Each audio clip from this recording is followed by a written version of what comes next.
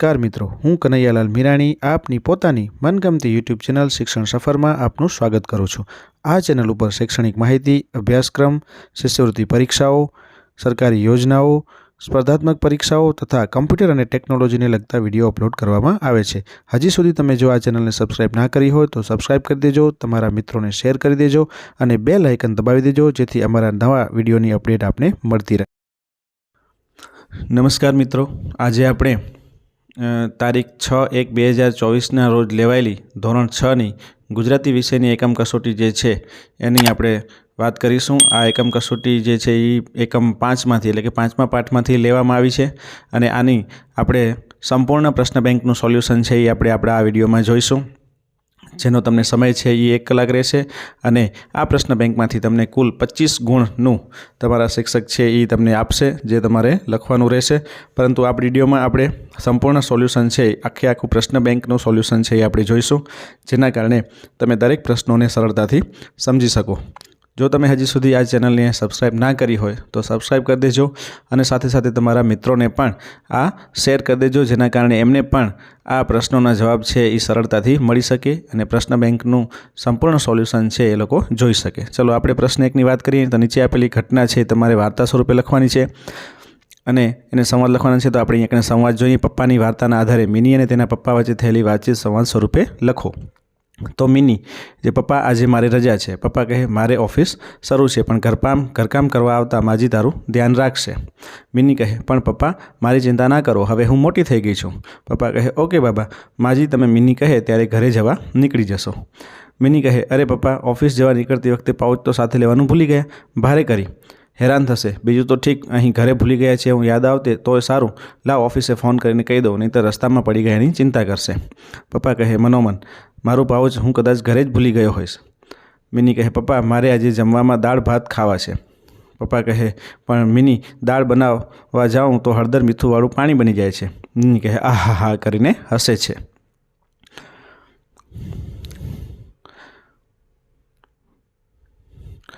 પપ્પા કહે ચાલ જમી લે। મિની કહે પપ્પા આ સોફા પાછળની દિવાલ ખાલી છે, ત્યાં મારી મમ્મીનો ફોટો લગાડવો છે। પપ્પા કહે અરે મેરી બિટિયા રાની, ફોટા વગર પણ આપણે તારી મમ્મીને યાદ કરીએ છીએ, પછી ફોટાની શી જરૂર? પપ્પા કહે પણ પપ્પા કહે તારી મમ્મીનો ફોટો રાખવાની એટલા માટે ના પાડી કે એ તો રાત દિવસ ફોટામાં રહીને હસ્યા કરે અને આપણને રડાવ્યા કરે। મિની કહે સારું પપ્પા, આપણે મમ્મીનો ફોટો નહીં રાખવો। પપ્પા કહે સવારે ચા પીને છાપું વાંચે છે। મિની સવારે ચા પીને છાપું વાંચવાના બદલે દાઢી કરી લેવાની, સમજ્યા? તમે મને પપ્પી કરો છો ત્યારે વાગે છે। પપ્પા કહે ઓકે બાબા, ઓકે અબ દાઢી તો હો જાएगी। એના પછી બીજો પ્રકાર જે આપેલો છે એના પર ડાયલોગ આપણે જોઈએ। પરેશભાઈ ડૉક્ટર સાહેબ મને મજા નથી આવતી તો દવા આપો। ડૉક્ટર કહે પણ પરેશભાઈ શું થયું છે? પરેશભાઈ કહે લે ડૉક્ટર તમે છો કે હું, મને શું ખબર મને શું થયું છે, દવા આપો। ડૉક્ટર કહે હસીને પરેશભાઈ હું એમ કહું છું કે તમને શું તકલીફ છે, શું બીમારી છે, એ દવા આપું? પરેશભાઈ કહે મારી બીમારી તો તમે ડૉક્ટર છો તો તમે જ કહો ને। ડૉક્ટર માથું ખજવાડે છે। પરેશભાઈ ખરા છો તમે હો? પરેશભાઈ કેમ શું થયું, દવા આપો, હસો છો કેમ? ડૉક્ટર કહે હું તમને કઈ દવા આપું, તાવ, માથું, ઝાડા, ઉલટી, શરદી, ઉધરસ એમ પૂછું છું કે તમને શું તકલીફ છે? પરેશભાઈ કહે કંઈ નથી થયું મને। ડૉક્ટર કહે તો? પરેશભાઈ કહે હું તો તમારી પરીક્ષા લેતો હતો કે તમે ખરેખર ડૉક્ટર છો કે નહીં। ડૉક્ટર સ્મિત કરે છે। પરેશભાઈ કહે ચાલો સાહેબ રામ રામ। ડૉક્ટર કહે આવજો પરેશભાઈ, રામ રામ। એના પછી ત્રીજો, સિંહ અને શિયાળની પ્રચલિત વાર્તાને સિંહ અને શિયાળના સંવાદ લખો। એક જંગલ હતું, તેમાં અનેક પ્રાણીઓ રહેતા હતા।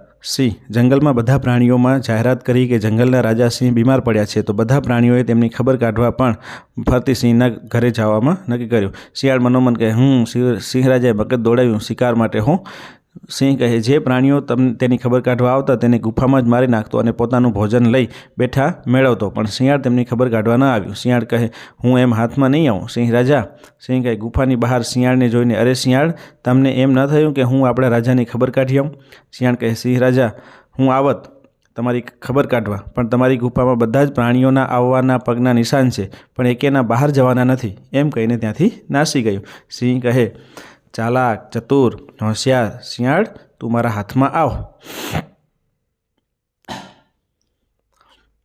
ચલો એના પછી ચોથું, સસલો અને કાચબો। તો એમાં સસલું કહે છે કાચબાની ધીમી ગતિ માટે મજાક ઉડાવે છે. કાચબો: સસલાભાઈ ચાલો રેસ કરવી છે. સસલું કહે રેસનો પડકાર સ્વીકાર છે. કાચબાભાઈ દોડ શરૂ થઈ. કાગડો રેફરી હતો. સસલું ખૂબ જ ઝડપથી દોડ્યું. કાગડો પોતાની ધીમી ગતિથી ચાલતો હતો. સસલું તે ઘણો પાછળ છે તો હું થોડી વાર ઝાડ નીચે આરામ કરું છું, પણ તે સૂઈ ગયું. કાચબો કહે સસલાને પસાર થઈને વિજેતા સ્થાન પર પહોંચી ગયો. સસલું જાગીને શક્ય એટલું ઝડપથી દોડ્યું, પણ કાચબો પહેલેથી જ વિજેતા ચોકી પર હતો. કાચબો કહે સસલાભાઈ ક્યારેય કોઈના પર મજાક ન ઉડવાય, સમજ્યા? સસલું કહે હા કાચબાભાઈ, માફ કરજો મને. ચલો 5મો, શિયાળ અને ઊંટ. તો એક શિયાળ અને એક ઊંટ અને એક શિયાળ હતું. બંનેમાં ખૂબ દોસ્તી હતી. ઊંટ કહે શિયાળ આપણે રોજ રોજ એકનું એક ભોજન ખાઈએ છીએ અને કંટાળી ગયા છીએ. શિયાળ કહે આપણે નવા સ્વાદિષ્ટ ભોજનની વ્યવસ્થા કરવી પડશે. ઊંટ કહે મારી જોડે એક ઉપાય છે, પણ મને તારી બીક લાગે છે. શિયાળ કહે કેમ? હું તો તમારો મિત્ર છું, એકવાર તમે ઉપાય તો બતાવો. ઊંટ કહે એક ખેતરમાં મીઠા મીઠા તરબૂચ વાવેલા છે. શિયાળ કહે તો કોની રાહ જુઓ છો? આજ રાતે જ આપણે બંને ખાવા જઈશું. ઊંટ કહે શિયાળભાઈ મારી એક શરત છે. શિયાળભાઈ તમારું પેટ નાનું છે, તમે જલ્દી ભોજન કરી લો છો અને ભોજન કર્યા પછી તમારે ભૂંકવાની ટેવ હોય છે. જો તમે ભૂંકવાનું ચાલુ કરી નાખો તો ખેડૂત જાગી જશે અને તમે તો નાના છો, દેખાશો નહીં એટલે જલ્દી ભાગી જશો, પણ મારી તો થોબડી ઉધેડી નાખશે. શિયાળ કહે ના ઊંટભાઈ, હું તમારો મિત્ર છું, તમારી બધી વાત સમજું છું, વિશ્વાસ રાખો, હું એક પણ શબ્દ મોઢામાંથી નહીં કાઢું. બંને મિત્રો રાતે તરબૂચ ખાવા જાય છે અને મીઠા તરબૂચ ખાય છે. અરે ઊંટભાઈ મને તો ભૂંકવાનું મન થાય છે. ના ના શિયાળભાઈ, હું તમારો મિત્ર છું, જો ભૂંકીશ તો ખેડૂત જાગી જશે, તો તું ભાગી જઈશ ને મારી તો ચોબડી ઉધેડી નાખશે. શિયાળ કહે ના ના ઊંટભાઈ, મારે તો ખાધા પછી ભૂંકવાની ટેવ છે, મારે તો ભૂક્યા વગર ચાલશે નહીં. અને શિયાળ તો જોર જોરથી ભૂંકવા લાગ્યું. ખેડૂત જાગી ગયો, તે ઊંટને તરબૂચ ખાતા જોઈ ગયો. શિયાળ કહે આવો આવો ઊંટભાઈ, આજે તો તરબૂચ ખાવાની મજા આવી ગઈ છે, કેટલા સ્વાદિષ્ટ તરબૂચ હતા. શિયાળ અરે ઊંટભાઈ, તારા લીધે થોબડી ઉધડાઈ ગઈ. શિયાળ કહે અરે ચોરી કરવા જઈએ તો થોડો ઘણો માર તો ખાવો પડે. એના પછી 6, વાંદરો અને મગર. તો વાંદરા અને મગરની ભાઈબંધી થઈ. વાંદરો કહે મગર, તો આ રીતના તમે આ ફકરો પણ જોઈ શકો છો અને આ ફકરો છે એ પણ તમે એને લખી શકો છો. એના પછી 7મો છે વિક્રમ અને વેતાલ. તો એમાં શમશાનના સિદ્ધવડ પરથી વેતાળને મહા મુશ્કેલીથી વશમાં કરી વેતાલને પીઠ ઉપર લાદી અને વિક્રમ રાજા નીકળી રહ્યા હતા. વિક્રમે પૂછ્યું વેતાલ, માર્ગ ખૂબ જ મુશ્કેલ અને લાંબો છે. વેતાલ કહે માર્ગ કાપવા માટે રાજા હું વાર્તા સંભળાવું તો? વિક્રમ કહે હા વેતાલ, કંઈક તો રસ્તો શોધવો જ પડશે. વેતાલ વાર્તા કહે છે. વાર્તાના અંતે વેતાલ કહે છે રાજન બતાવો, ઉન્માદીની સેનાપતિ અને રાજામાં કોણ વધારે સાહસિક? વિક્રમ કહે રાજા વધારે સાહસિક હતો, કારણ કે તેણે રાજધર્મ પર દ્રઢ રહેવા માટે ઉન્માદીનો અને તેના પતિના કહેવા પર પણ સ્વીકાર ન કરી તેના ચિંતામાં પોતાનો પ્રાણ ત્યાગી દીધા. સેનાપતિ કુલીન સેવક હતો. પોતાના સ્વામીની ભલાઈમાં પ્રાણ આપવા તે મોટી વાત નથી. સાચું કામ તો રાજાએ કર્યું છે, પ્રાણનો ત્યાગ કર્યો, પણ રાજધર્મનો બિલકુલ ત્યાગ ન કર્યો. વેતાલ કહે વિક્રમ રાજાની બુદ્ધિ પર ખુશ થયો, પણ શરતનો ભંગ થવાથી તે ઉડી ગયો અને ઊંચે આકાશમાં અને સિદ્ધવડ પર જઈ લટકી ગયો. ચલો એના પછી 8મો છે અકબર અને બિરબલની વાર્તા છે. એમાં નવજુવાન નિરાશ થઈ ગયો. બિરબલ બહારગામથી પાછો આવ્યો એટલે તેની પાસે જઈ અને બનેલી વાત રજેર કહી. બિરબલ કહે નવજુવાનને પણ જાનને જોખમમાં મૂકવાની શી જરૂર હતી? નવજુવાન કહે હું ગરીબ માણસ, ઇનામ મળે તો મારું નસીબ ખુલી જાય. બિરબલ કહે તેને ધીરજ રાખવાનું કહીને વિદાય કર્યો. બિરબલ બહારગામથી પાછો આવે છે, તેની ખબર ઇકબલને મળી એટલે બિરબલને બોલાવવા માટે સિપાહીને મોકલ્યો. બિરબલે કહેવાયું અત્યારે હું ખીચડી પકાવું છું, એ તૈયાર થાય કે ખાઈને તરત બાદશાહ પાસે આવી જઈશ. કલાક પછી સિપાહી પાછો આવ્યો એટલે વળી બિરબલે બહાર આવી તે જ સંદેશો મોકલાયો. વળી કલાક વીત્યો પણ બિરબલ જણાયો નહીં. અકબર કહે અધીરા થયા અને તેઓ મનમાં બોલે આ તે કેવી ખીચડી છે કે 2 કલાકે પણ ચડી નહીં, ચાલો જઈને જોઉં તો ખરો. બાદશાહ પોતે 2-4 સરદારો અને સિપાહીઓ સાથે બિરબલને ત્યાં આવ્યા. બિરબલ ઉતાવળો બહાર આવ્યો. તે બોલ્યો નામદાર, કહો તો ભૂખ્યો આવું, પણ ખીચડી હજી ચડી નથી, ખાતરી ના થતી હોય તો ચાલો જાતે જુઓ. બિરબલ હસે છે. તેમણે બિરબલને કહ્યું બિરબલ, તું તો બેવકૂફ છે, તારું મગજ ઠેકાણે છે કે નહીં? આ તે શું માંડ્યું છે? આ ચૂલાનો તાપ ઊંચે હાંડલીને કેવી રીતે પહોંચે? આમ તો તારી ખીચડી રાત દિવસ ચડે નહીં. બિરબલ કહે વળી ભૂંગળીથી ભડકો કર્યો અને તે બોલ્યો નામદાર, આપ ભલે મને ડાયો ન ગણો, મને આશા છે કે ખીચડી ચડશે, મને સફળતા મળશે. અકબર કહે બિરબલ, તને તારી વાત સમજાતી નથી, તારા મનમાં શું છે? ઝટ કહી દે. બિરબલ કહે દૂરથી મહેલના નાના દીવાની ગરમી નવજુવાનને મળી અને તેથી તે જીવી ગયો. દીવો તો દૂર હતો, પણ આ ચૂલો હાંડલીથી નજીક છે, મારી ખીચડી જરૂર રંધાશે. બિરબલ કહે, અદેખા સિપાઈ તરફ જોઈ કહ્યું, આને પૂછો, એ જરૂર કહેશે કે ખીચડી રંધાશે. અદેખા સિપાઈનું મોં પડી ગયું. તે નીચે માથું કરીને ઊભો રહ્યો. અકબર કે બીજા સિપાઈને કહ્યું, પેલા નવજવાનને મહેલમાં આવવાનું કહો અને તેને કહેજો કે તારું ઇનામ તને મળશે. ચલો, એના પછી પ્રશ્ન 2. નીચે આપેલા પ્રશ્નોના ઉત્તર તમારા અનુભવના આધારે લખો. તેમાં ગમે તે એક લખવાનો છે અને 5 ગુણ છે. તમે ઘરે એકલા હો ત્યારે શું કરો છો? તમારો અનુભવ લખો. તો આપણે એની અંદર જવાબ લખીએ. મને ઘરે એકલા રહેવાનું ન ગમે, છતાં એકલા રહેવાનું થાય તો વાંચ્યા કરું, ટીવી પર સિરિયલો તેમજ કાર્ટૂન જોયા કરું, થાકી જાઉં કે કંટાળી જાઉં તો ઊંઘી જાઉં.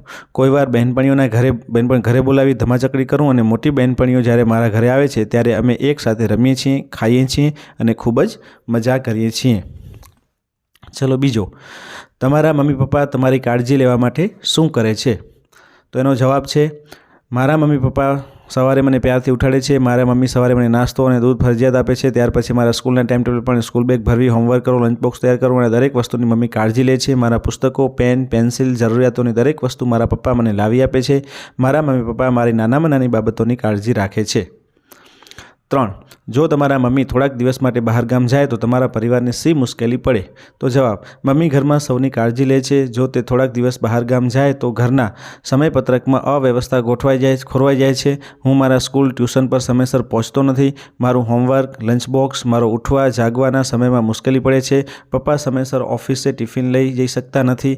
દાદા દાદીને મંદિરે જવામાં મુશ્કેલી પડે છે. આમ બધા જ ઘરના સભ્યોના કામ મુશ્કેલી આવે છે. 4. મિનીની જગ્યાએ તમે હો તો તમે તમારા પપ્પાની કેવી રીતના કાળજી લેશો?